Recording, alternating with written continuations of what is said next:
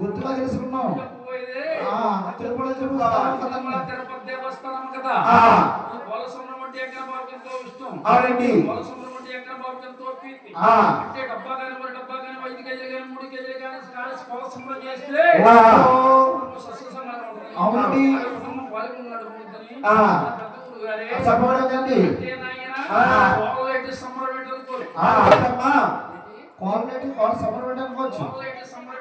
అదే కోళ్ళ తిరుపతిలో 2 కోళ్ళు ఉంటాయి, 5 మొక్కల కోళ్ళు.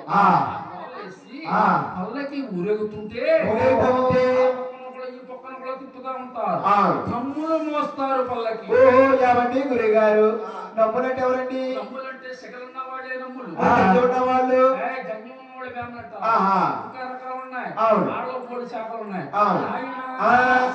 నమ్ములు నమ్ములు మోస్తుంటే పిల్లలుంటే నమస్కారం చేసుకుంటారు,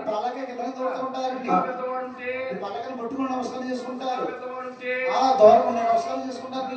తిరుపతి దేవస్థానం కదా, ఎంత డబ్బు ఖర్చు పెట్టుకుని తిరుపతి వెళ్ళినా అడిగితే గుడి ఎక్కడ ఉందో,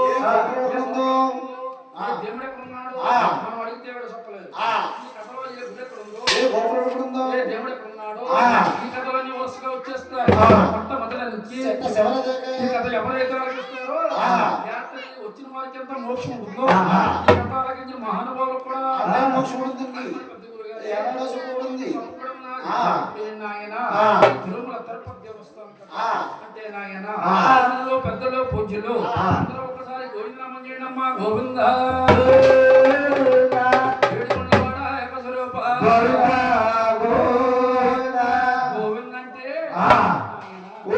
గోవింద అంటే వీళ్ళందరూ అనుకుంటున్నారు గోవింద అంటే నాయన గోవుల గురి పేద బ్రాహ్మణకు దానం చేస్తే వస్తుందో గోవిందనామం చేస్తాం వస్తుంది గురువు గారు. అదే గోవింద నామం, గోవింద నామం కదా.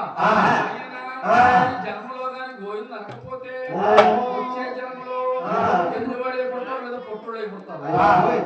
ఆడగా పడతారండి, ఎదురువాడే పుడతారు, పడతారు. పొట్టువాడే పుడతారు. తిరుమల తిరుపతి దేవస్థానం ఒకసారి గోవింద నామం చేయడమ్మా. గోవింద